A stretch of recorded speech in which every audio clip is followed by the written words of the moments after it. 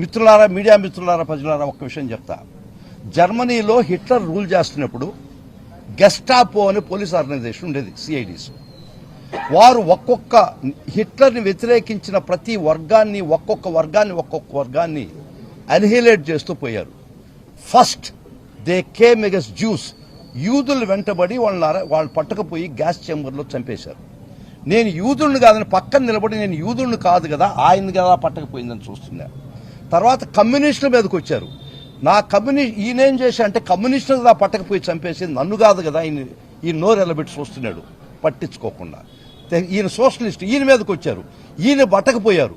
ఈయన పట్టకపోయే ప్రజలు ఏం చేస్తున్నారు, సోషలిస్టులు కదా పట్టకపోయింది నన్ను కదా కాదు కదా అన్నారు. ఆఖరికి ప్రజల దగ్గరికి వచ్చారు. వస్తే వాళ్ళ వెనక ఎవరూ లేరు. కాబట్టి ఈరోజు రాంబాబు గారు జరిగింది. రేపు వారిని మనం ఆ విషయం ఉపేక్షిస్తే మన వెనక కూడా ఎవరు నిలబడరు. ఖచ్చితంగా ఇది చాలా దుర్మార్గమైన పరిస్థితి.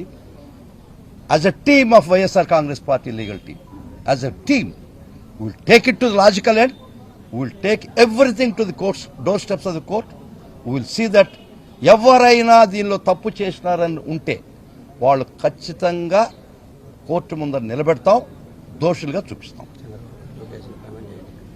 ఇక్కడ ఆ రోజు అందరికీ తెలుసు, మా ఎక్స్ఎంపీ మోదుగుడు వేణుగోపాల్ రెడ్డి గారు, ప్రస్తుత ఎమ్మెల్సీ లేళ్ల అప్పిరెడ్డి గారు, మా ఎక్స్ హోమ్ మినిస్టర్ వనిత గారు, సుచరిత గారు, వీరు ఎస్పీ గారి ఇంటి ముందర నిలబడి గేటు ముందర maybe half an hour 1 hour they were pleading the SP, ఒక్క ఆడియన్స్ ఇవ్వండి, ఇంత ఘోరం జరుగుతుంది టౌన్లో అని చెప్తే గేటు కూడా తీయని పరిస్థితి అంటే you are dereliction of duty కింద తమరు రారా అని అడుగుతున్నారు.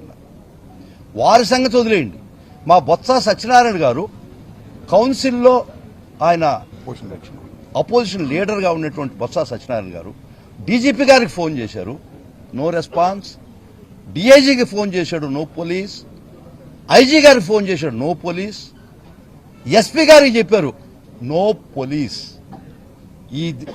ఈ ప్రదేశంలో, ఈ జిల్లాలో, ఈ టౌన్లో కొద్ది గంటల సేపు నో పోలీస్. ఇది దీనికంతా వీళ్ళ పరిధిలో జరిగిందని ఖచ్చితంగా నేను అనుకోవటం లేదు. డీజీపీ గారి దగ్గర నుంచి, ఎస్పీ గారి దగ్గర నుంచి, ఐజీ గారి నుంచి మౌనం వహించారు అంటే వీళ్ళని ఆడించినటువంటి శక్తులు, గొప్ప శక్తులు ఈరోజు టాప్ పవర్లో ఉన్నటువంటి వారు కనుసన్నల్లో ఇది జరిగిందని నా అభిప్రాయం. ముఖ్యంగా చంద్రబాబు గారైతేమి, లోకేష్ గారైతేమి, వారు మాత్రమే ఈ రేంజ్లో ఈ విధంగా పోలీసుని సైలెన్స్ చేసే శక్తి వారికి మాత్రం ఇంకెవరికి లేదు. కాబట్టి ఈ సైలెన్స్ చేసే శక్తి వాళ్ళ చేతుల్లో, ఈ రాష్ట్రాన్ని నడుపుతున్నటువంటి గొప్ప ఆ నాయకుల చేతుల్లోనే మాత్రమే ఉంది. కాబట్టి దీనికి సంబంధించి దీనికి బాధ్యులైన ప్రతి ఒక్కరూ కూడా ఒక రోజుకి ఖచ్చితంగా జవాబు చెప్పే పరిస్థితి తీసుకొస్తారు. 100% అండి.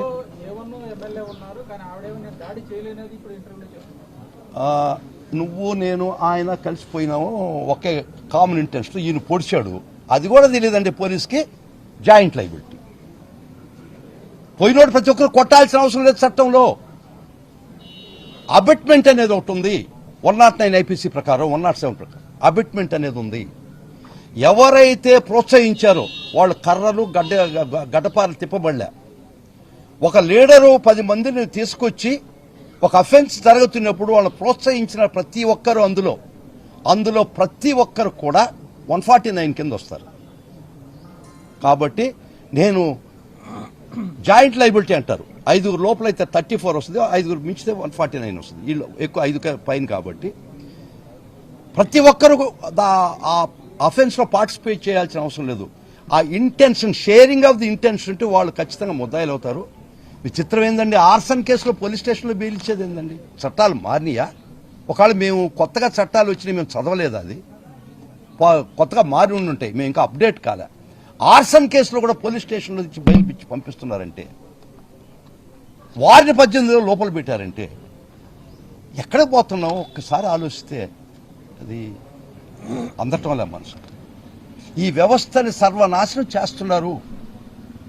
వ్యవస్థలు అన్నింటినీ గుప్పిట్లో పెట్టుకుంటున్నారు. ఈ రోజు ఒక ఎక్స్ మంత్రికి జరిగింది, రేపు ఒక కామన్ వ్యక్తికి జరిగితే ఎవరు రక్షణ? వారికి జరిగితేనే గతి లేదు. ఈరోజు ఇంత పెద్ద అరాచకం చేసినా కూడా ఈ పోలీసు వ్యవస్థకి చీమ కుట్టినట్టు కూడా లేదు. స్టేషన్ బెయిల్ ఇచ్చి పంపిస్తారండి మీరు? In arson case, in attempt to murder case, wear the property was burned, his cars was damage and burns, his house was burned. అవి ఇంకా ఉపడుతున్నాయి. దానికి ముందర మీకు అందరికీ తెలుసు వారు ఏం చెప్పారంటే 24 గంటల్లో అప్పుడు ఒక లెక్క ఇప్పుడు ఒక లెక్క సినిమా చూపిస్తాయి. He will come under also abettor. ఈ అఫెన్స్కి అబిటారు చాలా మంచి ప్రశ్న అడిగారండి మీరు. ఈ గౌరవ మంత్రి వారు కూడా ఈ కేసులో అబిటార్ కింద వస్తాడు, ముద్దాయి కింద వస్తాడు. చట్టం అది చెప్తుంది. చట్టం మీరు చుట్టం అనుకోని ఇప్పుడు అనుకుంటున్నారు. చట్టం ఎల్లకాలం చుట్టం ఉండదు. మీకు చట్టం అనేది కొద్ది కాలమే చుట్టం ఉంటుంది. మళ్ళా ఇంకొక మాట చెప్పి ముగిస్తాను. ఈ సృష్టిలో nothing blooms for the year long. అంటే ఏ చెట్టు కూడా సంవత్సరం అంతా పుష్పించదు. ప్రతి చెట్టు ప్రతి పుష్పం సీజనల్ మాత్రమే. ఇప్పుడు మీ సీజన్ రన్ అవుతుంది, మీరు పుష్పిస్తున్నారు. Nothing in this nature blooms for the year long. గుర్తుపెట్టుకోండి.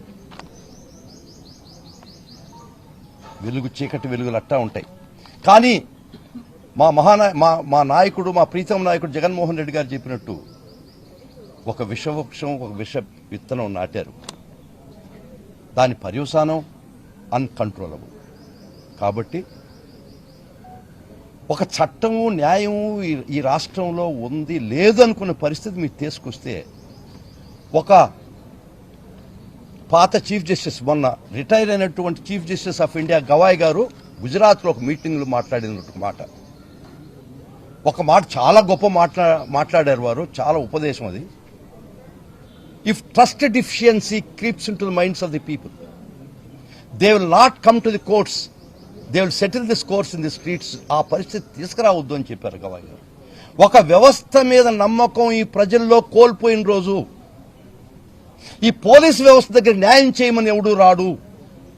ఏ వ్యవస్థ మీదైనా నమ్మకం కోల్పోయినటువంటి మరుక్షణం బాధితులు పోలీస్ స్టేషన్ కానీ కోర్టులకు కానీ పారు. గవాయ్ గారు చెప్పినటువంటి అమృతమైనటువంటి మాటలు అవి, అమృత గుళికలయ్యి.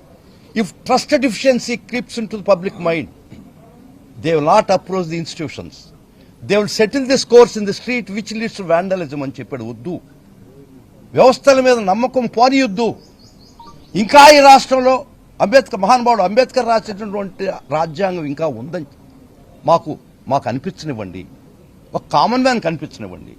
ఇంకా పోలీస్ మాన్యువల్ రన్నింగ్లో ఉందని అనిపించండి. సిఆర్పిసి ఇప్పుడు బిఎన్ఎస్ఎస్ ఈ రాష్ట్రంలో అమల్లో ఉందనిపించండి. బిఎన్ఎస్ ఈ రాష్ట్రంలో పనిచేస్తుంది అనిపించండి. బిఎన్ఎస్ఎస్ సిఆర్పిసి ఐపీసీ ఏమీ లేవు, రాజ్యాంగం ఈ రాష్ట్రం లేదని వచ్చిన రోజు, రాకూడదని మొక్కతుండా మీకు ఆ పరిస్థితి తీసుకురావద్దు. అది మంచిది కాదు. ఆ రోజనే రోజు వచ్చిన రోజు మీ చేతిలో కూడా ఉండదు. ఇంకా రాష్ట్రం అల్లకల్లోలం అవుతుంది. In the interest of the state, ఈ రాష్ట్ర భవిష్యత్తు కోసం, ప్రజల యొక్క మాన ప్రాణాలు రక్షించే దానికోసం ఖచ్చితంగా మా లీగల్ టీం ముందుంటుంది. Will take everything to logical end. We will not leave everything. We're not helpless. అంత అశక్తులు మటు కాదు. చట్టం న్యాయం ఉండే రోజులు, ఈ రాష్ట్రంలో రాజ్యాంగం బ్రతికుండే రోజులు, ఈ రాజ్యాంగంలో ఈ రాష్ట్రంలో బిఎన్ఎస్ఎస్ అమల్లో ఉండే రోజులు, ఈ రాష్ట్రంలో బిఎన్ఎస్ అమల్లో ఉండే రోజులు ఖచ్చితంగా మేము పోరాడతాం.